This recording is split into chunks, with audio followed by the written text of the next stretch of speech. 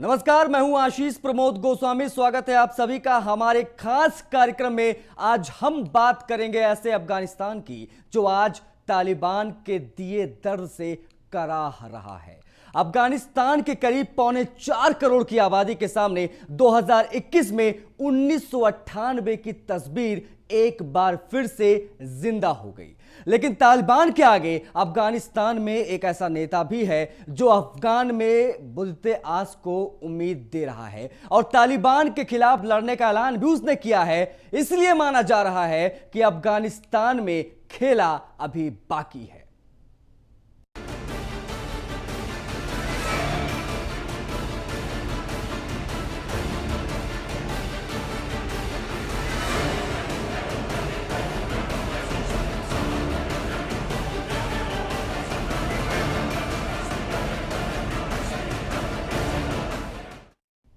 अफगानिस्तान आज तालिबान के लिए दर्द से एक बार फिर से करा रहा है। चारों तरफ अंधेरा सा नजर आ रहा है। ऐसा लग रहा है कि अफगान का सब कुछ लूट लिया गया। लेकिन एक लौ है जो अभी भी अफगानिस्तान में लोकतंत्र के लिए फड़फड़ा रही है। अफगानिस्तान में उपराष्ट्रपति अमरुल्लाह सालेह ने कहा है कि सीने पर गोली खा लेंगे लेकिन तालिबान के आगे सिर नहीं झुकाएंगे।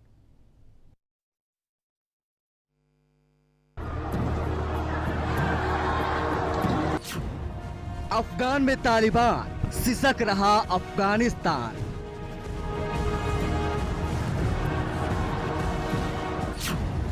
सालेह का बड़ा ऐलान, नहीं झुकेगा अफगानिस्तान।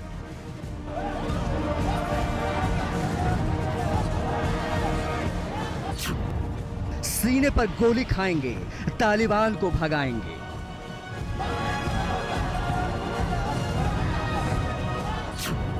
अफगानिस्तान में खेल अभी बाकी है।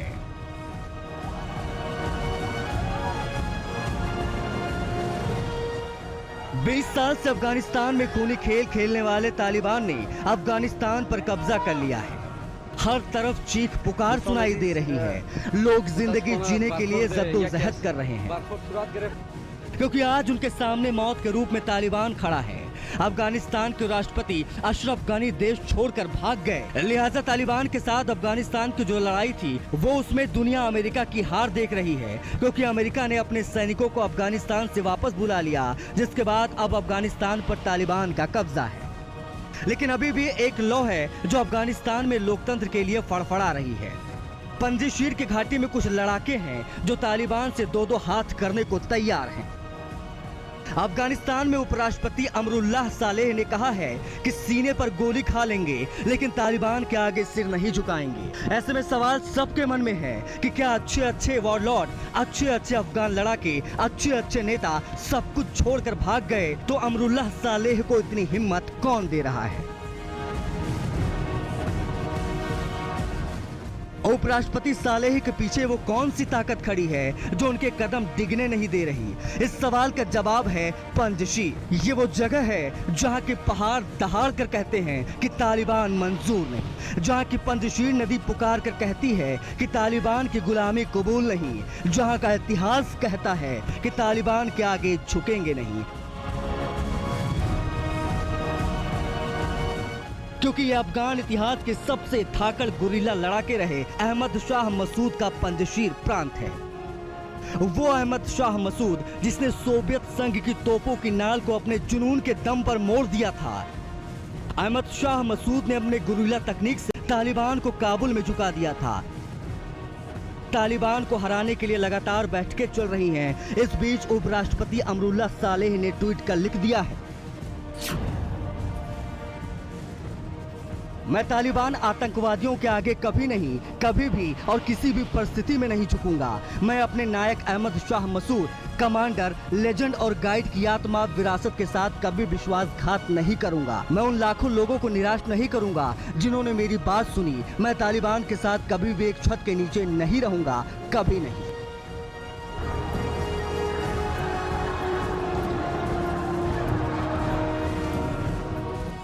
अब जरा सोचिए, उस अफगानिस्तान से ये आवाज उठ रही है जहां तालिबान बैठा है। और तालिबान को खुला चुनौती दे रहा है, कुछ तो बात जरूर होगी। क्योंकि जिस तालिबान के आगे अमेरिका ने हार मान ली, जिसके आगे तमाम अफगानी सैनिकों ने सरेंडर कर दिया, लेकिन आखिरी उम्मीद के तौर पर अमरुल्लाह सालेह अभी भी डटे हैं। अमरुल्लाह सालेह अफगानिस्तान के हीरो लड़ाका अहमद शाह मसूद के शागिर्द रहे हैं। पंजशीर की घाटी से काबुल तक का सफर करने वाले सालेह अब अंतिम उम्मीद के तौर पर देखे जा रहे हैं। Bureau report, news one India. तो अफगान में तालिबान है, अफगानिस्तान सिसक रहा है, लेकिन अभी भी एक उम्मीद की लौ कहीं ना कहीं जलती नजर आ रही है। हमारे साथ रक्षा विशेषज्ञ बीएन झा साहब जुड़ेंगे, उनसे बातचीत करेंगे और समझने की कोशिश करेंगे कि आखिर मौजूदा हालात क्या है। बीएन झा जी, बहुत बहुत स्वागत है आपका, हमारे साथ जुड़ने के लिए बहुत शुक्रिया आपका। सबसे पहले आपसे समझना चाहेंगे कि जो स्थिति इस वक्त अफगानिस्तान की हम और आप देख पा रहे हैं, जो हिंदुस्तान देख पा रहा है अफगानिस्तान की स्थिति, क्या इसमें अभी भी कोई गुंजाइश, कोई लौ आपको नजर आ रही है? क्या फिर से हालात सामान्य हो सकते हैं? देखिए, उम्मीद पे तो दुनिया टिकी हुई है जी। लेकिन अभी जो फिलहाल हालात है इसमें तो यही कहा जा सकता है कि तालिबान का टेक ओवर अभी अफगानिस्तान में लगभग पूरा का पूरा है और ये एक बिल्कुल हवा के झोंके जैसा हुआ है। साले जो कह रहे हैं वो अपनी जगह में ठीक है, लेकिन साले के पीछे में कोई ना कोई शक्ति तो होनी चाहिए, ऐसी शक्ति जो कि तालिबान को चैलेंज कर सके, जो तालिबान को ललकार सके और जो तालिबान के गोली के बदले गोली का जवाब दे सके। ऐसी ऐसी शक्तियां हैं अफगानिस्तान में। कम से कम 70 ऐसे वॉर लॉर्ड हैं जिनका अपना एक हैसियत है, उनकी अपनी खासियत है, हैसियत है और हैसियत इतनी कि वो तालिबान को अपने घर में टक्कर दे सके। लेकिन इसमें एक प्रॉब्लम थी शुरू में। आपको याद होगा आज से लगभग 3-4 हफ्ता पहले इमरान खान ने एक अपनी विनती जारी की थी अफगानी वॉर लॉर्ड्स के लिए जी, कि आप लोग तालिबान को ना रोकें, आप लोग तालिबान को ना रोकें, और ये बार बार उन्होंने दोहराया था। तो इसके चलते हमें लगता है कि वो जितने वॉर लॉर्ड्स है, क्योंकि ये वॉर लॉर्ड्स तालिबान को नहीं चाहते हैं, तालिबान से उनकी बिल्कुल मतलब जो आइडियोलॉजिकल डिफरेंसेस हैं वो आइडियोलॉजिकल डिफरेंसेस हैं। तो इसीलिए जब ही ये निश्चय हुआ था कि तालिबान पूरे अफगानिस्तान में आने वाला है, तो सबसे पहले जो भी रक्षा विशेषज्ञ है वो आपको उन्होंने कहा होगा या कहेंगे कि अब गृह युद्ध की स्थिति वहां पे शुरू होने वाली है, क्योंकि ये जो वॉरलॉर्ड्स हैं ये तालिबान को नहीं झेलेंगे, ये तालिबान को अपनी जगह में नहीं रहने देंगे, और अगर एक भी गोली किसी भी तरह से चली एक दूसरे के अगेंस्ट में, तो गृह युद्ध की स्थिति जो है वो बिल्कुल नियति है अफगानिस्तान। झा साहब एक चीज और समझना चाहूंगा आपसे, माफी के साथ इंटरप्ट कर रहा हूं, एक चीज और समझना चाहूंगा कि जिस जगह से अमेरिकी सेना लौट गई, जिस जगह से आप समझ रहे हैं कि जिस तरीके से उनके पास एक भी विमान नहीं है, एक भी उनके पास एयरफोर्स का कुछ भी साधन नहीं, उसके बावजूद तालिबान ने अफगानिस्तान पे टेक ओवर कर लिया, अमेरिकी सेना डर के मारे लौट गई, ऐसा कहा जा रहा है कि विश्व शक्ति की हार हुई है वहां पर। तो क्या आपको लगता है कि इस तरह की चीजें उम्मीद करना बेमानी होगी? क्या वाकई में हम वहां पे आप कह सकते हैं कि जैसा आप बता रहे हैं कि स्थिति पहले जैसी सामान्य हो सकती है, क्या आपको लगता है कि हल्की सी भी गुंजाइश है यहां पर? देखिए, एक चीज तो याद होगा आपको, लोहा लोहे को काटता है जी। अगर तालिबान अगर रेडिकल है, अगर तालिबान जिहादी है, तो ऐसे रेडिकल्स, ऐसे जिहादी अफगानिस्तान में गली गली में भरे हुए हैं। अच्छा, आपने उसका एक नजारा आज जलालाबाद में देखा है। जलालाबाद में लोग, तालिबानी लोग बंदूक लेके खड़े थे, फिर भी अफगानी झंडा लेके वहां लोग खड़े हुए हैं और गोलियां चली है जी। तो ये जो अभी हम लोग बात कर रहे हैं, इसके बहुत चांसेस हैं कि वहां पे गृह युद्ध वाली स्थिति होगी। और एक चीज और बताता हूं मैं इंडिया के भले के लिए, इंडिया के दृष्टिकोण से, कि अगर वहां पे गृह युद्ध नहीं हुआ तो वहां जितने जिहादी हैं, पाकिस्तान से लगभग 40,000 के आसपास वहां जिहादी हैं। 40,000। इमरान खान ने कहा था कि 10,000 और होंगे, या ऐसे घनी ने कहा था 10,000 होंगे, लेकिन जो वस्तुतः स्थिति है 40,000 जिहादी वहां पे हैं। और अगर सब कुछ टेक ओवर पूरा हो गया बिल्कुल बिना गोली चलाए, तो वो 40,000 जो जिहादी हैं वो वापस पाकिस्तान में आएंगे, और फिर पाकिस्तान उन जिहादियों को भारत में भेजने की कोशिश करेगा, चाहे एलओसी के थ्रू, चाहे एलएसी के थ्रू, चाहे नेपाल के थ्रू, चाहे बांग्लादेश के थ्रू। लेकिन वो अपने सरजमीन पे नहीं रखेगा, उसको भारत में उत्पाद बनाने के लिए भेजेगा। तो इसलिए जब तक वहां पे स्थिति साफ नहीं है, भारत के लिए एक तरह से अच्छा ही है। और ये जो वॉरलॉर्ड हैं, ये वॉरलॉर्ड की जो आइडियोलॉजिकल डिफरेंसेस हैं तालिबान से, वो जैसे शिया सुन्नी की होती है, वो जैसे वहाबी और बाकी लोगों की होती है जी। तो इस तरह के आइडियोलॉजिकल डिफरेंस हैं, और आज नहीं तो कल उनकी गोली चलेगी ही चलेगी। बिल्कुल। और तालिबान को जो आज आप देख रहे हैं, जो विश्व ने कह लिया कि हाँ तालिबान आ गई है, बिल्कुल भरोसा नहीं है मुझे, क्योंकि अफगानिस्तान एक वॉरलॉर्ड्स का जमीन है, वहां पे हमेशा से यही रहा है। जो गोली का जवाब गोली से दे सके वही वहां पे टिका है। क्योंकि अमेरिकन फोर्सेस या एलाइड फोर्सेस ये डेमोक्रेटिक फोर्सेस थी, ये वैसे आगे बढ़ के गोली नहीं चलाना चाहती थी, लेकिन वहां पे भी वायलेशंस हुए ह्यूमन राइट्स के, लेकिन उनकी अपनी एक लिमिटेशंस थी। तो अमेरिका जो वहां से जाना पड़ा है, विश्व शक्ति को वहां से नहीं जाना पड़ा है, वहां पे उसमें बहुत सारे क्लॉजेस ऐसे हैं जिसके चलते कि अमेरिका ने वहां से अपने पांव खींचे हैं। 20 साल हो गए, 3,500 अमेरिकी और एलाइड फोर्सेस के लोग मारे गए हैं, 35,000। एक लंबा संघर्ष चला है जहाँ साहब, एक लंबा संघर्ष चला है। उसके बाद पहले जो है तालिबान पीछे हटा, उसके बाद में जैसे ही अमेरिका में लिबरल सरकार आती है, उसके बाद एक बार फिर से तालिबान ने अफगानिस्तान पर कब्जा किया। उम्मीद जल रही है, उम्मीद की लौ कह सकते हैं कि जल रही उम्मीद पे दुनिया कायम है, जैसा कि हमारे रक्षा विशेषज्ञ जी भी बोल रहे थे। बहुत बहुत शुक्रिया अभियन जी हमसे जुड़ने के लिए, तमाम बातचीत के लिए। तो ये अपने आप में बहुत ज्यादा अहम हो जाता है, देखना होगा कि आखिर हिंदुस्तान की जो सरकार है वो अपने पत्ते कब खोलती है अफगानिस्तान और तालिबान के इस पूरे मामले को लेकर। वहीं अफगानिस्तान में तालिबान के कब्जे को लेकर देश के कुछ मुस्लिम धर्मगुरु ऐसे हैं जो तालिबान के साथ खड़े नजर आ रहे हैं। क्या कहते हैं वो, आइए आपको सुनवाते हैं। जिस तरीके से अफगानिस्तान में तालिबान ने सत्ता संभाली है और उसको लेकर हमारे हिंदुस्तान में कुछ मुस्लिम तंजीमें खुशी मना रही हैं, बड़े ही अफसोस की बात है। मैं ऑल इंडिया शिया मसला बोर्ड की जानिब से ज़बरदस्त तरीके से तालिबान की मजम्मत करता हूँ, और ये तालिबान वही है जो हिंदुस्तान के और हिंदुओं को तो मुखालिफ ही हैं। उन्होंने हमारे ऊपर शियों पर जो जुल्म किए, हज़ारा में, बामियान में लकड़ी की टालों के ऊपर हमारा गोश्त तुल के बिका है। एक निहत्ती गरीब तरीन कौम ने, जिसके पास न साइंस न टेक्नोलॉजी न वसाइल न दौलत न हथियार और न तादाद, उसने पूरी दुनिया की सबसे ज़्यादा मजबूत फौजों को शिकस्त दी और बिलाखिर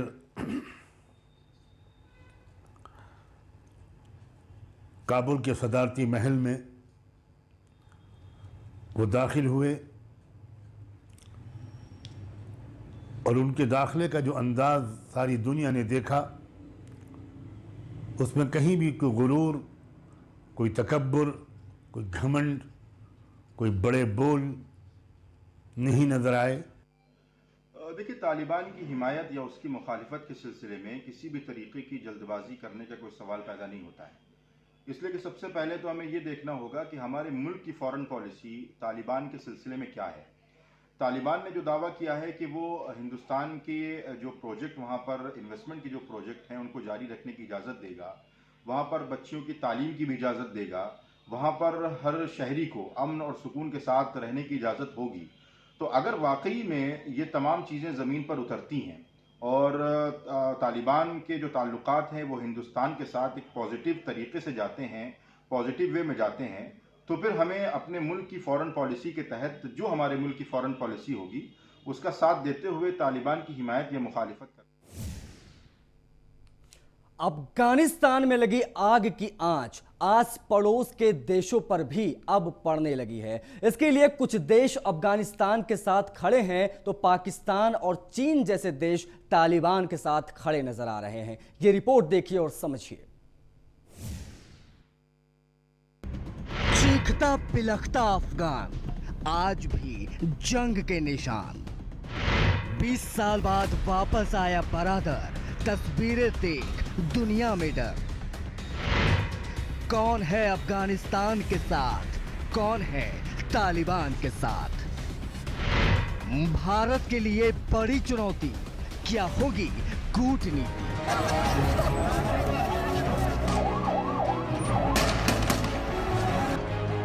अफगानिस्तान में तालिबान के कब्जे के बाद भारत के कूटनीतिक गलियारे में गंभीर चिंता नजर आ रही है। सबसे बड़ा सवाल तालिबान के चरित्र को लेकर है। आशंका जताई जा रही है कि तालिबान का पूर्ण शासन भारत सहित पूरे इलाके के लिए आतंकवाद की बड़ी चुनौती पेश कर सकता है। इसके अलावा भारतीय व्यापार व निवेश पर भी प्रतिकूल असर पड़ सकता है। चीन और पाकिस्तान का तालिबान पर असर रणनीतिक संबंधों के लिहाज से भी भारत के लिए चुनौती पेश कर सकता है।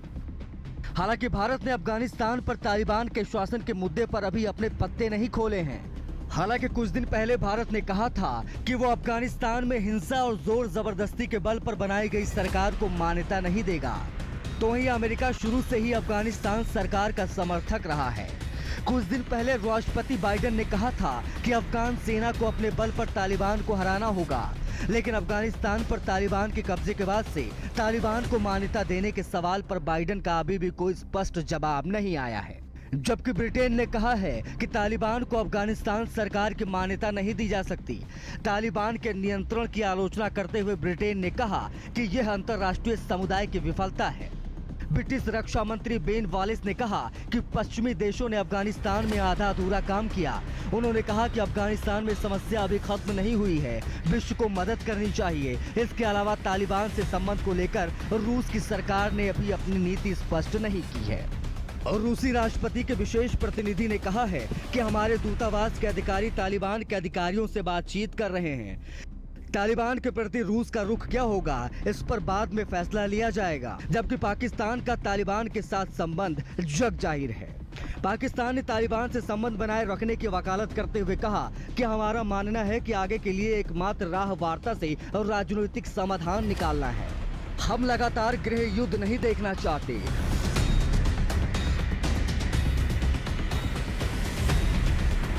वहीं हर बात पर पाकिस्तान का समर्थन करने वाली चीन ने भी कहा है कि वो अफगानिस्तान में तालिबान से दोस्ताना संबंध बनाएगा।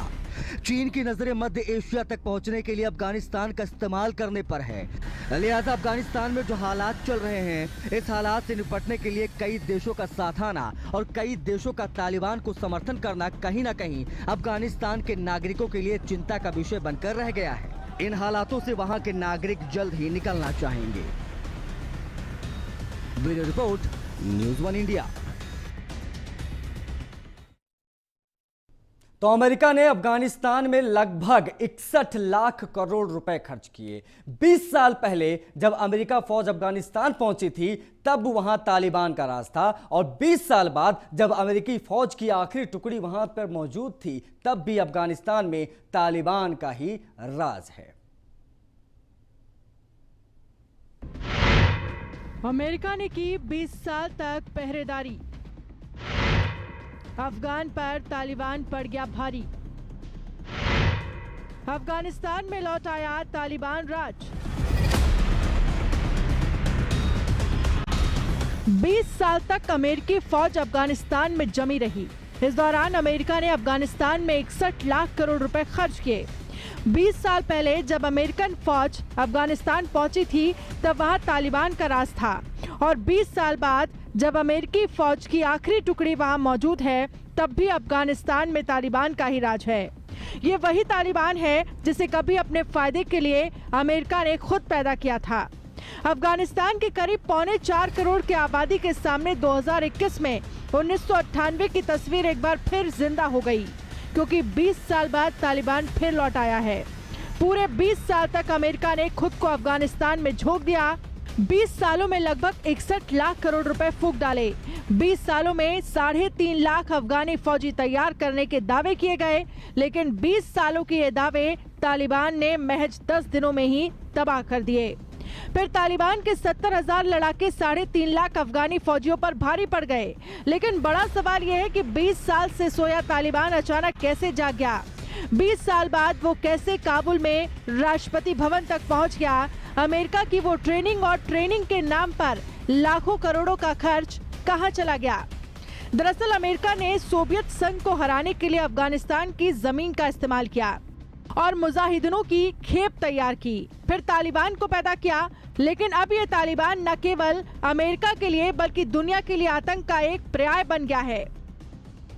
साथ ही सवाल खड़ा होता है कि आखिर तालिबान के पास इतने पैसे और हथियार कहां से आए, जिसके दम पर तालिबान ने महज 70,000 फौज तैयार कर 3 लाख सेना वाली अफगानिस्तान को झुकने के लिए मजबूर कर दिया। जिस तालिबान को अफगानिस्तान से भगाकर पूरा अफगान आजाद था, जिस तालिबान के खात्मे के लिए 20 साल तक अफगानी पहाड़ों और पथरीली जमीन की खाक छानी, हजारों सैनिकों को गंवाया, 61 लाख करोड़ रुपए खर्च किए, पर अफसोस सब बेकार हो गया।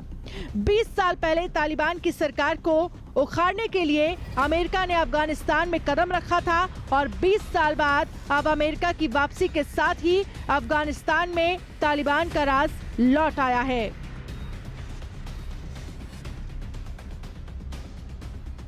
Bureau report, news 1 India. इसी के साथ इस बुलेटिन में फिलहाल इतना ही। नमस्कार।